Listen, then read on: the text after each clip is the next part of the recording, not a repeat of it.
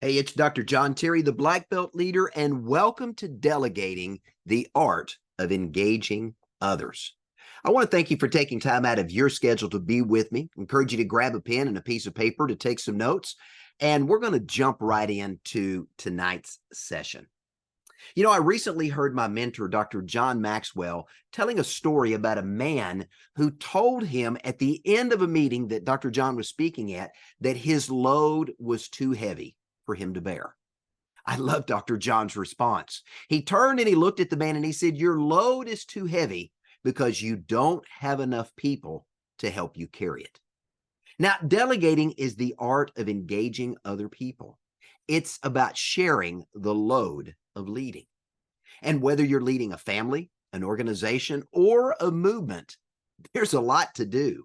And the more people you have involved, the less any one person has to do. Now, if you want to achieve great things in life, it's important to remember this: one is too small a number to achieve greatness. So we're going to focus in this session on some keys to effective delegation. And here's what I hope: that at the end of tonight's session, you're not only going to know how to effectively delegate and how to engage with those that are around you, but you're going to know how to delegate with ease. But for those of you that maybe this is your first time joining me for an event, let me quickly introduce myself and we're going to jump right into tonight's training. I'm Dr. John Terry. I'm known as the Black Belt Leader. I'm a three-time Martial Arts Hall of Fame inductee who creates Black Belt leaders in life. I teach and train individuals to become masters of their lives and Black Belt practitioners of their chosen art, profession, or trade. I also help organizations stand out as world-class experts in their specific industry by teaching them to invest and develop and cultivate their most important asset, and that's their people, improving efficiency, improving productivity, and improving profitability. Now, I'm also the president of Real Life Management, a human behavior intelligence firm that's focused on helping people do one thing: remove the roadblocks that are limiting their personal and professional success.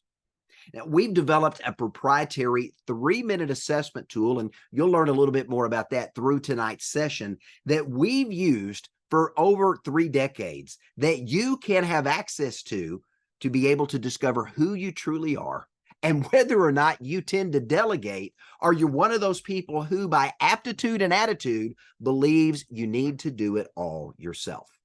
Now, you can access that resource at reallifemanagement.com, but we're not here tonight to talk about me or the companies I lead. We're here to talk about how you engage other people on your team, how you effectively delegate so you get more done on time, the first time, and the right way. So let's jump right into tonight's teaching and let's get started. Now, entrepreneurs by default tend to be proactive. And if you're an entrepreneur on the call, just go ahead and pat yourself on the back, nod your head, smile, because if you're an entrepreneur, you didn't become an entrepreneur simply by sitting on your hands and waiting for something to happen. And most entrepreneurs and most small business owners have embraced the mindset of this: if you want something done, do it yourself. Now, how many of you might agree with me on the call tonight? Probably many of you that are there. But if that's your attitude, let me tell you this: you're limiting your long-term success. Now, why would I say that? Because there are only so many things that you can do in a single day, and there are only so many things that you can do exceptionally well. So if you're struggling with why bother and let's just do it all myself, let me assure you that you're not alone.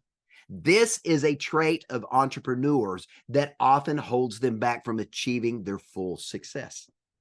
Now, let me say this to the entrepreneurs and small business owners that may be listening tonight. Letting go is difficult. I can tell you that because I myself am an entrepreneur, and there are things I know I can do. And at times in the past, I've struggled with giving other people the opportunity to step into their greatness. I've struggled with trusting others to do it right the first time. It's okay. Here's what I can tell you: Delegating to other people has allowed me and the companies, organizations, and individuals I've worked with to take on new responsibilities and allow other individuals to step into the greatness of who they are. Now, one of the things I can tell you about delegating is it helps everybody on the team learn and grow. Now, think back to your childhood. If, like me, my parents assigned my sister and I chores. When my parents did that to Tanya and myself, our parents were delegating. They were passing on responsibilities they wanted us to be responsible for. Now, part of mine was learning to fold my clothes. And sure, mom folded the clothes better than I did, at least initially. And probably, to be honest, to this day, mom probably still folds clothes better than I do at the ripe young age of 84. But here's what I can tell you. With practice, I got better. And now I'm pretty good at folding clothes. And it's something I've taught my own 6 children to do as they've learned and added that skill set as they were growing and learning and passing things on.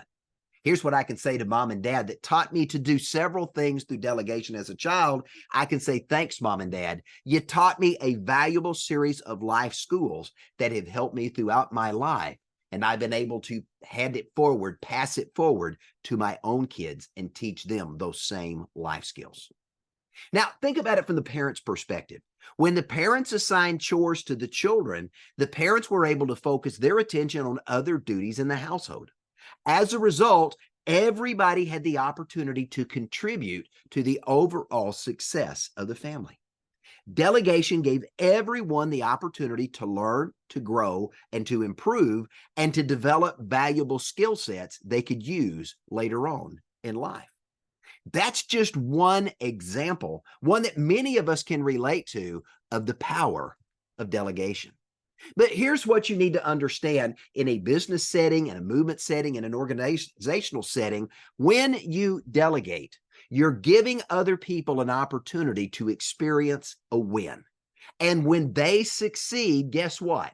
You succeed too. Delegating empowers other people to lead themselves and maybe also lead other people at the same time. And it gives them a sense of ownership in the desired outcome. My mentor, Dr. John Maxwell, says all of us are better than any one of us. And when you empower other people, you're giving them permission to do 3 things. Number 1, to take action. Number 2, to take control. And number 3, to take responsibility for results. Now, delegation is a great accountability tool, and it can serve as a launch pad for future leaders that you are grooming to one day lead themselves and others to step up, rise up, and have an opportunity to lead themselves and to lead others. But if you've never delegated and you're not sure how well those you're currently leading are actually going to perform if you give them tasks and assignments to do, let me tell you this. It's okay to start slow. Remember, the role of a leader is to replicate himself or herself in the lives of other people. It's about teaching other people to lead themselves well and to make good choices. And then they in turn have the opportunity to teach other people to do the same. So when it comes to delegation, especially with new individuals that you're just getting comfortable with, it's okay to test the waters.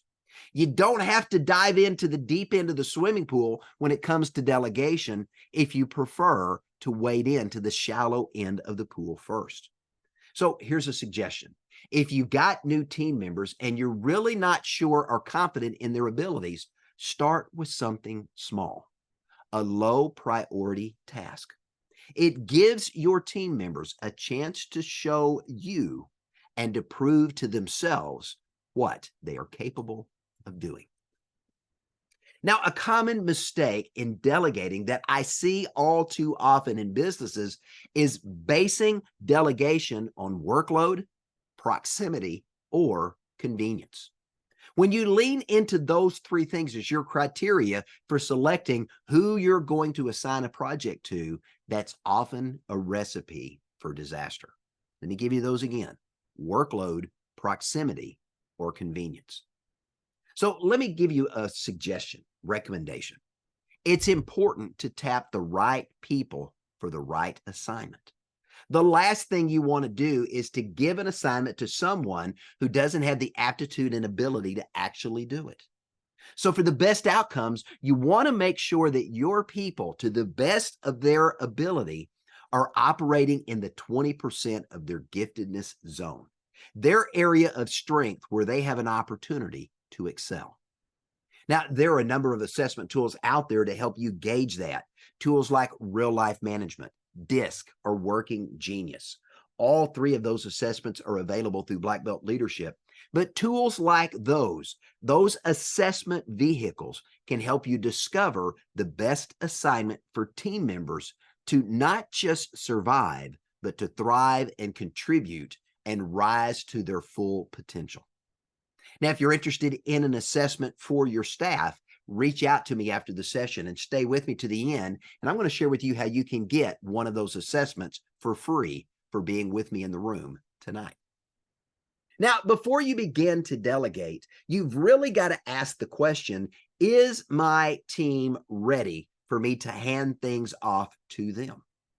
Hopefully, if you've worked with them for some period of time, you've been able to see that those individual team members have demonstrated some level of competency and a willingness to collaborate and work together with other team members.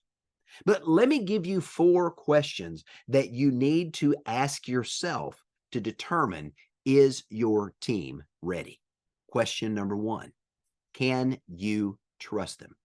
Is the trust factor there? Question number 2, are they reliable? Can you count on them? Question number 3, can they work independently, or do you have to micromanage them? Question number 4, are they ready to stretch and grow? Let me give those 4 to you again. Can you trust them? Are they reliable? Can they work independently? And are they ready to stretch and grow? Now, if the answer to those 4 questions is yes, then your team is likely ready for delegation. But remember, when you delegate, when you hand an assignment or a task off to somebody else, you've got to be willing to let go. This is a challenge for business owners and entrepreneurs of being willing to let go.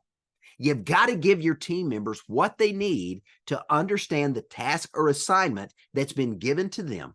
They've got to understand what the desired outcome looks like. You've got to allow them to ask questions so they can have clarity and know what's expected. But after that, you've got to give them the autonomy, in the words of Mater, to get her done. Now, going back to the movie Frozen, sometimes you've just got to let it go. And when you give them the whole task and you let it go, what are you doing? You've given your team, you've made them aware of the big picture, and you said, this is my expectation, go get it done. Now, because they understand what is expected, what is required, and what the desired outcome looks like, they're willing to move forward and to accomplish what you've asked them to do. But when it comes to delegating, it's important to remember that every task, every assignment has to come with a deadline for completion. Otherwise, you're not delegating, you're suggesting. And when you make a suggestion, that's open-ended, that they can do at any point in time they choose to do so or simply ignore. Delegation always comes with a timeline. Remember, your team can't meet a timeline they don't know exists. And if there's multiple steps in the process, the task or assignment you've given them, they need to clearly understand which step needs to be done at what time and in what order, and how those individual deadlines and steps in the process impact the overall success of whatever it is you've assigned them to do. So here's a tip. Document your deadlines. Give them an outline of what they need to do and what the mini wins look like, leading to the big ultimate win, so your people that have been given those tasks and assignments can schedule, plan, and complete things accordingly. Now, here's something I can tell you that successful organizations do, but unsuccessful organizations, for whatever reason, choose not to do to their own detriment, and that's sharing the big picture. The most successful organizations that I've worked with over the last 30 plus years in this industry share their overarching why they do what they do, and they share the big picture with the team. So the team members not only understand their role in the process, but how everyone in the organization is collaboratively working together to achieve a desired outcome. And more importantly, in that big picture why, how does the desired outcome serve the audience that you as an organization are serving, your end user, client, or customer? But here's what I can tell you. Having observed organizations that do this well and organizations that fail miserably, the organizations that do this well, that share the big picture why, their teams see the value of what they're working on and how it ultimately benefits the organization and the audience, the clients and the customers. And that clarity motivates, inspires, and rallies them to come together as a cohesive unit and work together to give their very best to accomplish what they've been assigned to do. Now, it's also important for you as a leader to remember when you're delegating to make sure you keep an open door and an open mind. Now, what do I mean by that? Team members, people you're assigning projects and tasks and responsibilities to, need to feel comfortable that they can approach you with questions. They can seek clarity. They can challenge the status quo of how things are done and share ideas that may improve the outcome for everyone concerned. So it's important for you as the leader to give your team members a voice, to be open to hearing their ideas, even if you don't like them, especially at first. When you listen with an open mind, here's what happens. Individuals on the team are going to approach a project or a task with a different mindset than perhaps what you have. And they may see a different or better way of doing something than it's currently being done or has been done in the past. And at the end of the day, isn't that what we want? Constant improvement and doing things better. Remember, and Carly Fiorina said it well in her book, Find Your Way, leaders challenge the status quo to change things for the better. That idea that a team member may share, an aha moment they may have, may improve the outcomes for every single person on the team. And more importantly, it may create a better outcome or a better experience for the customer. Remember, at the end of the day, it's not about your idea or their idea. It's about the best idea to get things done right the first time and on time. And always remember this, the best idea should always win. Now, the more clear you can paint the picture of what success looks like for you and the individuals on your team that are working together, the more clarity you're going to give them. And the more clarity your team members have, the greater the likelihood that the outcome you desire is going to be the actual outcome experienced by the organization and the clients and customers you serve. So if you want a successful outcome, it's important to share the picture of success with your team.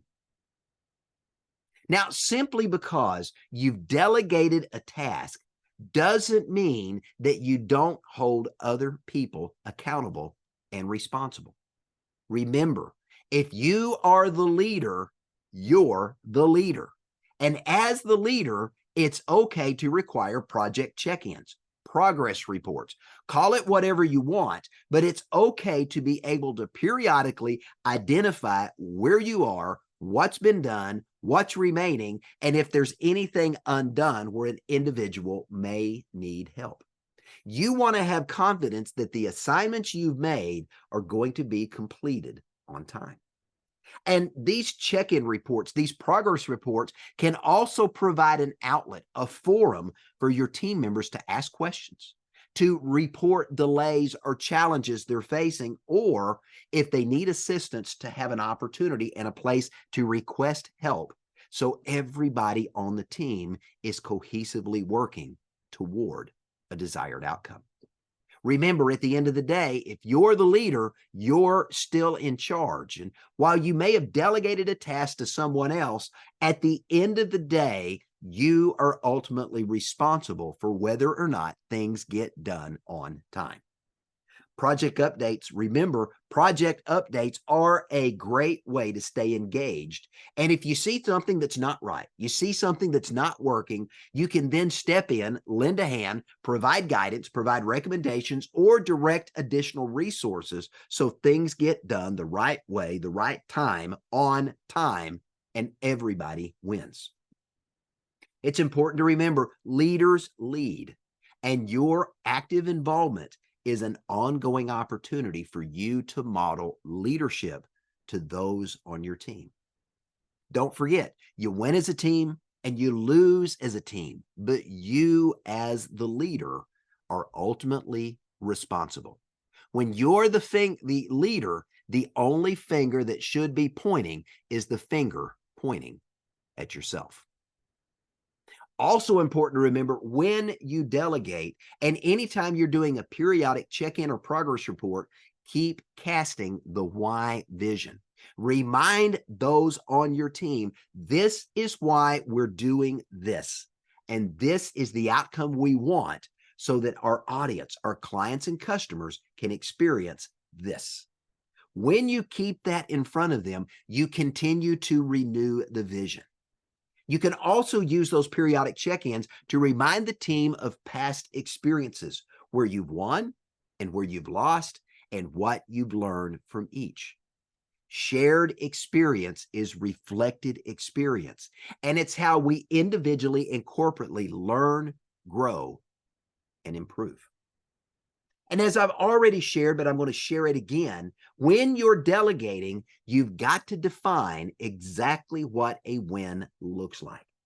It's important to also identify how you're going to measure results or outcomes and what the desired outcome is actually going to look like when it is experienced by the team. It's important to remember that what gets measured gets completed. So don't delegate a task or an assignment to any individual or to any team without a clearly defined means to measure what success actually looks like. Because once you've defined a win, you and your team now know when they've crossed the finish line, when they've gotten to the top of the mountain, and they know now when they can pause and celebrate the win. Now, being able to identify what a successful completion looks like is not just important for you and the organization, it's important for the morale of the team. Because when team members know what constitutes a win and they know what it looks like when they get there, they're going to celebrate, and so will you. So every time your team hits a benchmark, they achieve steps along the way to this massive goal that you're trying to do. And again, when they complete the project, celebrate the wins.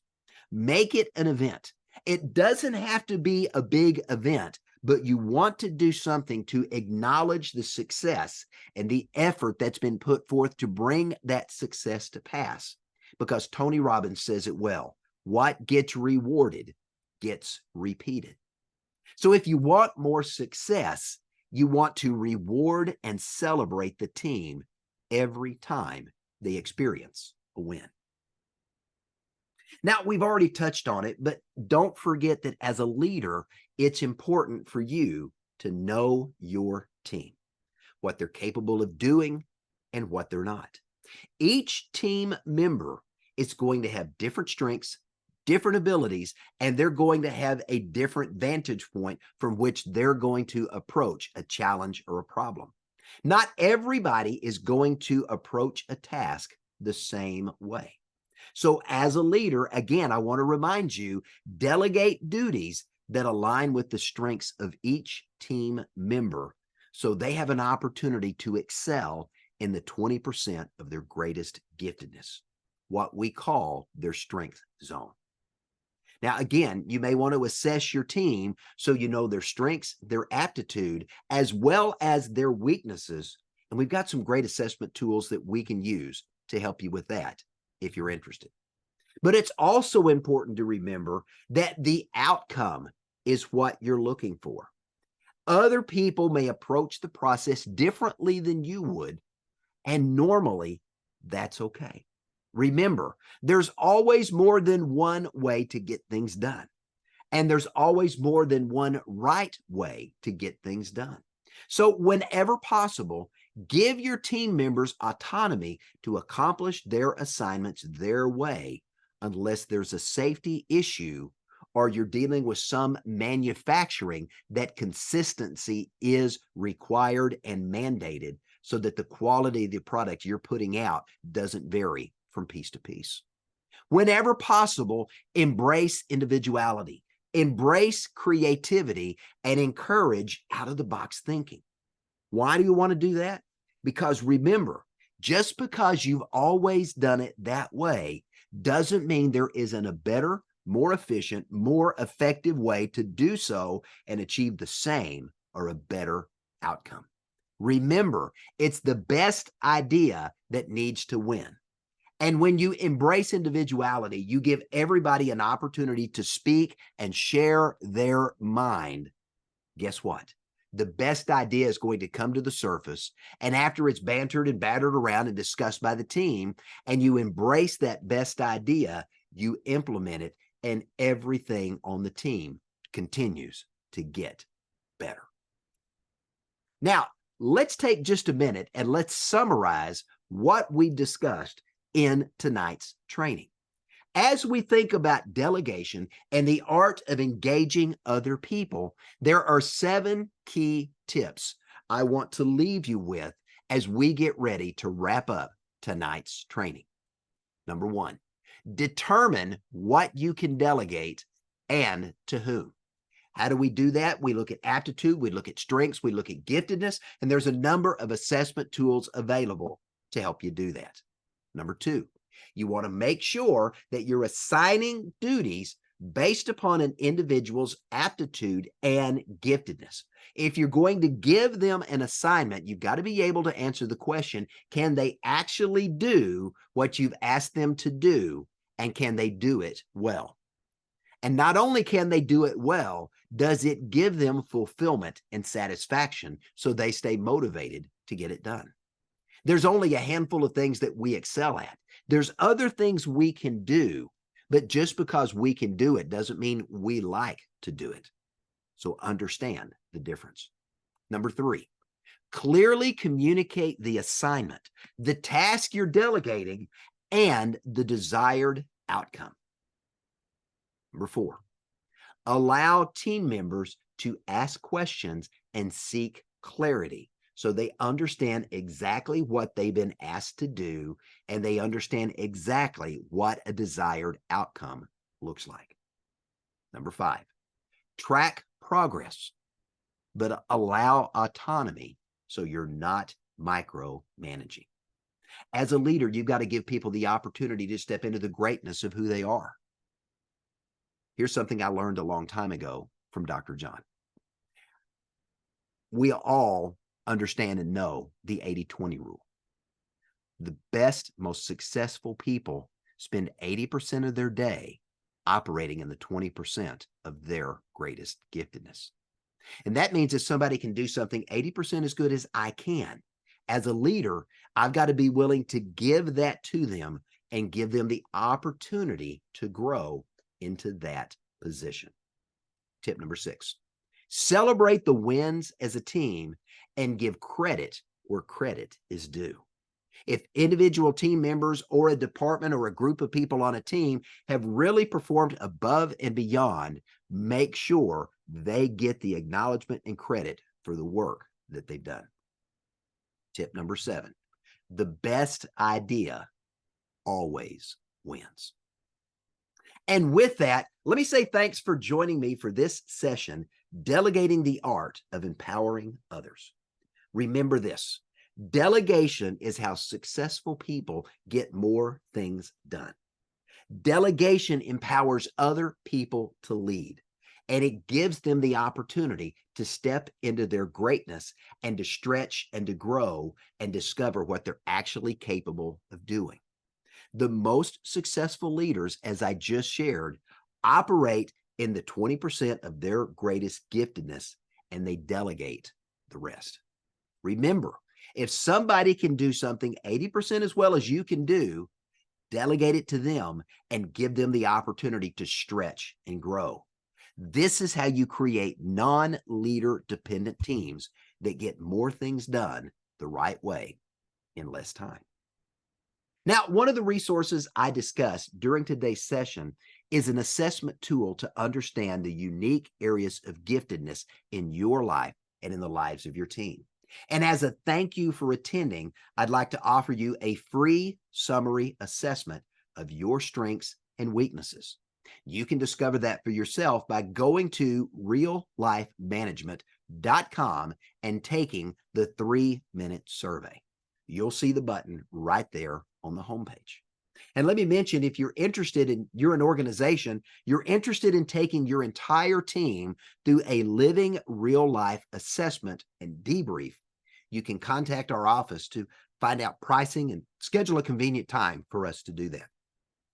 This 3-minute survey is also a great HR hiring tool, and I can share with you, or one of our team members can share with you, how we've used that to successfully improve the quality of hiring to get non-leader dependent teams put together that get more done in less time and operate like a well-oiled machine. Now, let me also encourage you to visit my website, beablackbeltleader.com.